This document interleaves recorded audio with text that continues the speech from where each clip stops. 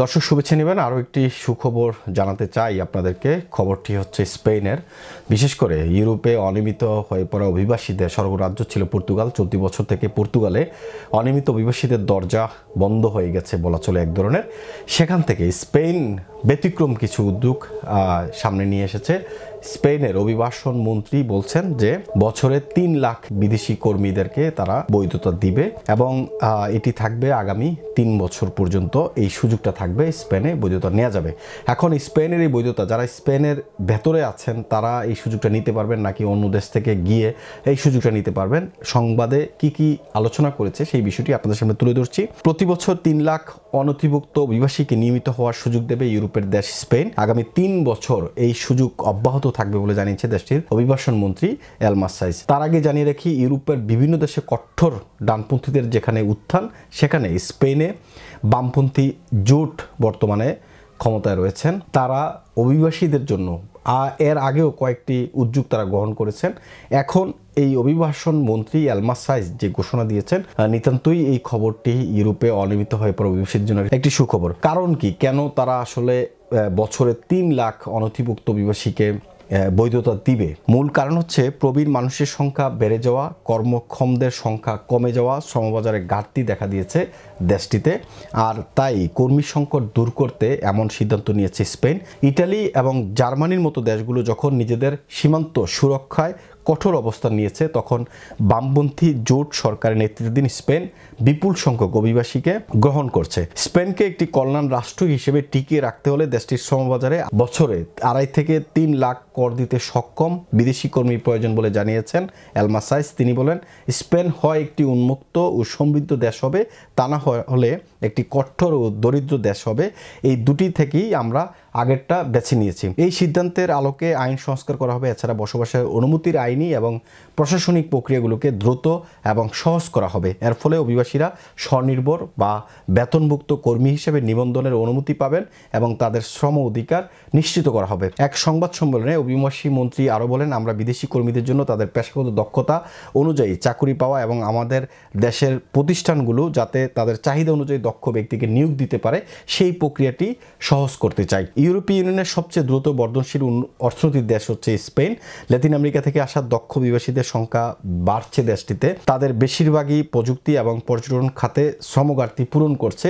তৃতীয় প্রান্তিকে দেশটির জিডিপি বেড়েছে 3.4%। ভিসা পাওয়া সহজ করতে অনিয়মিত অভিবাসীদের স্পেনে বসবাসের সময়কাল 3 বছর থেকে কমিয়ে 2 বছর করার কথা বলছে সরকার। পিস রেটিং বলছে 2022 সালে দেশটিতে নিট অভিবাসন আগের দশকে ছাড়িয়ে গেছে। এর ফলে স্পেনে কর্মক্ষম মানুষের সংখ্যা বেড়েছে। ফলে দেশটিতে প্রবীণ মানুষের সংখ্যা বেড়ে গেলেও তা মোকাবেলা করা সম্ভব হয়েছে। মঙ্গলবার পিস রেটিং আরও জানিয়েছে, কর্মক্ষম মানুষের সংখ্যা 2024 থেকে 2028 সালের মধ্যে দেশটির মোট চাহিদার মাঝামাঝি অবস্থায় থাকবে। সরকারের এই সিদ্ধান্তের মধ্যে দীর্ঘমেয়াদী ভিসা ইস্যুর বিষয়টি রয়েছে। চাকরি প্রার্থীদের ভিসা 3 থেকে 12 মাস পর্যন্ত বাড়ানোর সুযোগ দেওয়া হবে। আর শিক্ষার্থী বিষয়ে যারা আছেন তাদের সপ্তাহে 30 ঘন্টা কাজের অনুমতি দেওয়া হবে। এমনকি তাদের পারিবারিক পুনর্মিলন প্রক্রিয়াকেও সহজ করা হবে। অত্যন্ত একটা গুরুত্বপূর্ণ সংবাদ আজকের এই সংবাদটি। বিশেষ করে স্পেনে যারা স্টুডেন্ট ভিসায় যাবেন তাদেরকে, নর্মালি স্টুডেন্ট ভিসায় যারা ইউরোপে বসবাস করেন, ইউরোপে যান, তাদেরকে 18 ঘন্টা কাজের অনুমতি দেওয়া হয়। সেখানে স্পেনে আপনি 30 ঘন্টা কাজের অনুমতি পাবেন। তাছাড়াও আপনাদের পরিবারকে স্পেনে নিতে পারবেন। এই বিষয়গুলো তারা প্রক্রিয়াগুলো সহজ করতে চাচ্ছে এবং স্পেনের ভিসা পেতে যে দীর্ঘমেয়াদী একটা ইস্যু ছিল সেই ইস্যুগুলো তারা সমাধান করে খুব দ্রুত যেন ভিসা পাওয়া যায় এবং ভিসার যে মেয়াদ সেটা 3 থেকে 12 মাস পর্যন্ত বাড়ানোর একটা সুযোগ তারা করতে যাচ্ছে, যার ফলে স্পেনে আপনি ভিসা নিয়ে গিয়ে সেখানে কাজ করার সুযোগ পাবেন।